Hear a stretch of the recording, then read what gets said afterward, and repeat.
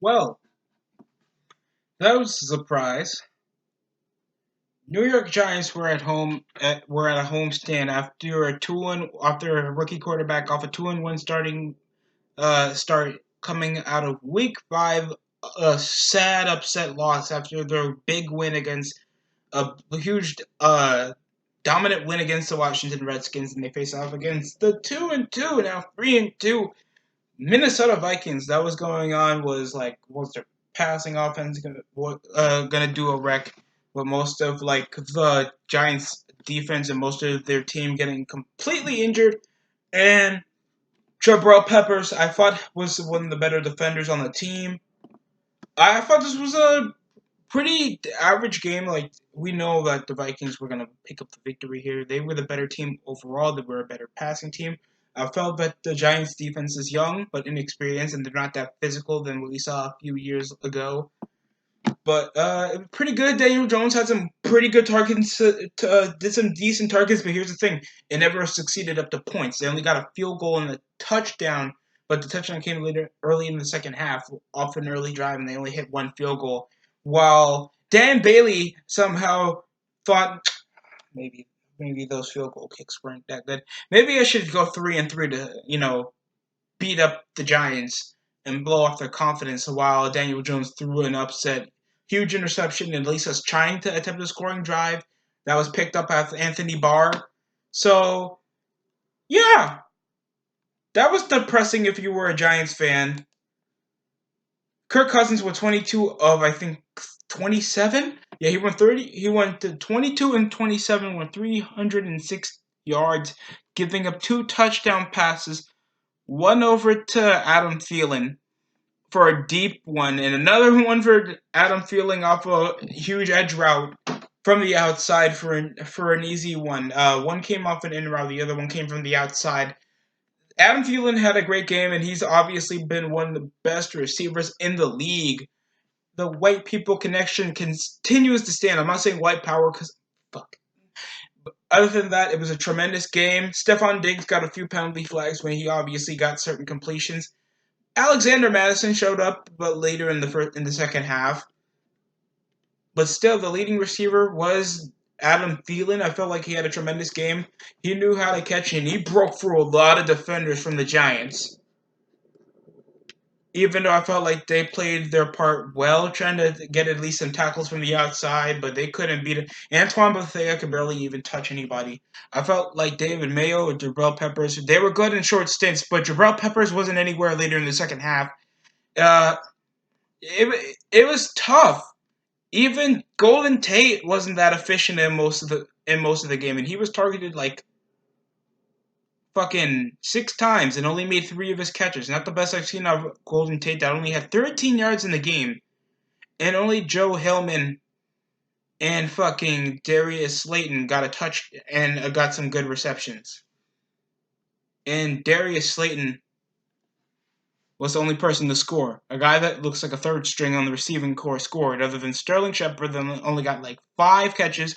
There was a lot of good breakups of defensive plays. Good stuff off Xavier Rhodes, even though he got mossed.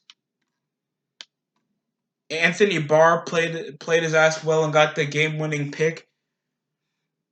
Shamar Stevens got, I think, one pass deflection. Daniel Hunter and Darius and Harrison Smith did well, and so did Mike Hughes. This was a pretty good game for the Vikings, defensively and offensively, and they played their part well. Dan Bailey did well shutting lights out off kicks, let alone not that well done for the Vikings, especially rushing.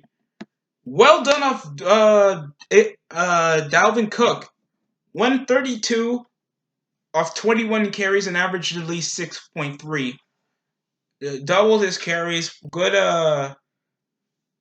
Good carries from the outside when they know that they're always moving. The Giants are always trying to move their linemen up the nose. They're not doing well from covering up the gut, and they've let a lot of rushes off 50 or at least 32 to the red zone. It's been tough watching the Vikings try to defend good runners, especially when they had the Vikings last weekend. rough. This was a rough week for the Giants. This is a really rough week for the Giants, and hopefully they'll pick it up later next week because Vikings gotta try to settle that huge momentum they have against Philly next week after Philly's done raping the Jets, and we know how the Jets perform without any good players except their young defense and Le'Veon and trying to overuse the Le'Veon Bell like that's the only team to take care of. Only player you should prioritize on your offense. I'm just saying. I'm not that. I'm not really that ecstatic about the Giants. I mean the fucking Jets, because the only thing excited they picked up was Le'Veon Bell, and Aaron Donald's already out for I think the majority of the season. And the only thing the Giants got to take care of is New England. That's going to be a tough loss on their schedule. Things it looks like the New England are trying to race forward with Father Time and see if Tom Brady can still pick up an over 12 game season. Daniel Jones performed well, but I thought he was super inconsistent because of the pocket continuously giving pressure, and he got sacked like in so many third and fourth down conversions. It was hard to count. Really hard to count. I think nearly anybody got a sack. 2 sacks coming from Daniel Hunter. Another sack coming straight from Adafai. Oh, I just called him IDG. I think last time I talked about a Vikings game. And it was just rough. Really rough to see Daniel Jones get sacked 3 times. Get picked off in the final drive for the Giants. And just go inconsistently. Just feeling that Eli Manning curse. Going 23 of 38, only 182. It's been rough. And they've been trying to go slip screens. Trying to use Joe Hillman in a bit of anybody that can at least etch out some yards, especially Evan Ingram that dropped a couple passes, because most of these guys have rough statistics.